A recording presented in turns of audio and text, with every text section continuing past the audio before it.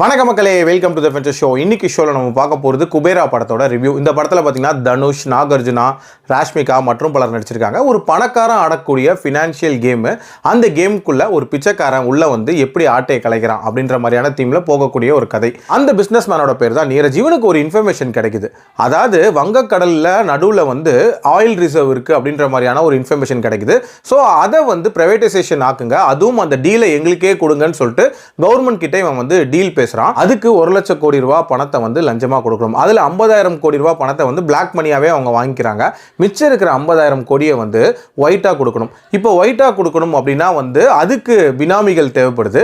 So அந்த டைம்ல தான் நாகார்ஜுனா இந்த பிளான்குள்ள வராரு. ஒரு எக்ஸ்-சிபிஐ ஆஃபீஸரா இருப்பாரு. இவரை வந்து இந்த பிளான்குள்ள கொண்டு வருவாங்க.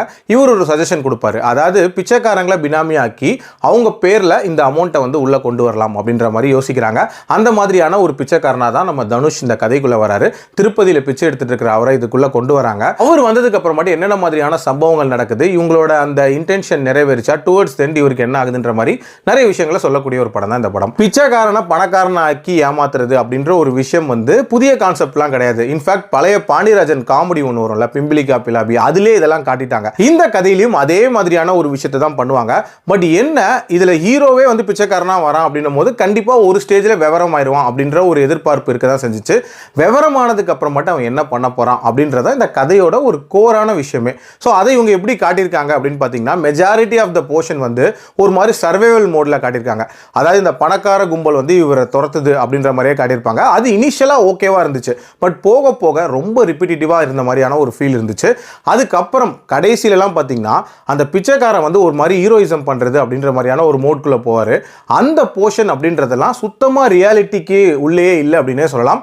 பயங்கர சினிமாட்டிக்காக இருந்துச்சு. அதுலயும் கிளைமேக்ஸ் அப்படின்றதெல்லாம் பயங்கர அபத்தமா இருந்துச்சு அப்படினே சொல்லலாம். எனக்கு சுத்தமா அந்த கிளைமேக்ஸ் வொர்க் அவுட்டே ஆகல. தனுஷ் ஒரு நல்ல பெர்ஃபார்மர் தான். அவரோட ஸ்டாண்டர்டுக்கு இந்த ரோலையும் ரொம்ப நீட்டாவே பண்ணியிருக்காரு.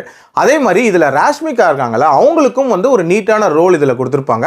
அண்ட் நாகார்ஜுனாவுக்குமே பார்த்தீங்க அப்படின்னா ஒரு பவர்ஃபுல் ரோல் தான். பட் அவரோட மாரல் டைலமால இருக்கக்கூடிய அந்த விஷயங்கள் இருக்குல்ல, அதை இன்னும் கொஞ்சம் பெட்டரா காட்டியிருக்கலாம் அப்படின்ற மாதிரி தான் தோணுச்சு. ஃபர்ஸ்ட் ஹாஃப்ல நிறைய இன்ட்ரெஸ்டிங்கான மொமெண்ட்ஸ் இருந்துச்சு. அண்ட் செகண்ட் ஹாஃப்லயும் ஒரு சில ஹை மொமெண்ட்ஸ் அப்படின்றதெல்லாம் நல்லாவே பிளேஸ் பண்ணியிருந்தாங்க.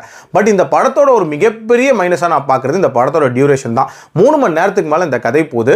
அவ்வளோத்துக்கான ஸ்டஃப் இதில் இருக்கா அப்படின்னு கேட்டிங்கன்னா கண்டிப்பாக இல்லவே இல்லை. ரொம்ப தேவையில்லாத விஷயங்களை வந்து லோட் பண்ணியிருந்தாங்க அப்படின்ட்டு தான் தோணுச்சு. ஓவரால் ரொம்ப க்ளோஸ் டு ரியாலிட்டியாக தொடங்கின ஒரு கதை கொஞ்சம் கொஞ்சமாக அந்த கமர்ஷியல் எலிமெண்ட்ஸ்லாம் ஆட் ஆகி ரொம்ப சினிமாட்டிக்காக முடிஞ்சிச்சு அப்படின்னே சொல்லலாம். என்னோட ரேட்டிங் இந்த படத்துக்கு 3 out of 5. டைம் இருந்தால் கண்டிப்பாக ட்ரை பண்ணி பாருங்கள். அடல் கண்டென்ட்லாம் பெருசாக இல்லை, தாராளமாக பார்க்கலாம். மீண்டும் அடுத்த விமர்சனத்தில் சந்திக்கிறேன். நன்றி, வணக்கம்.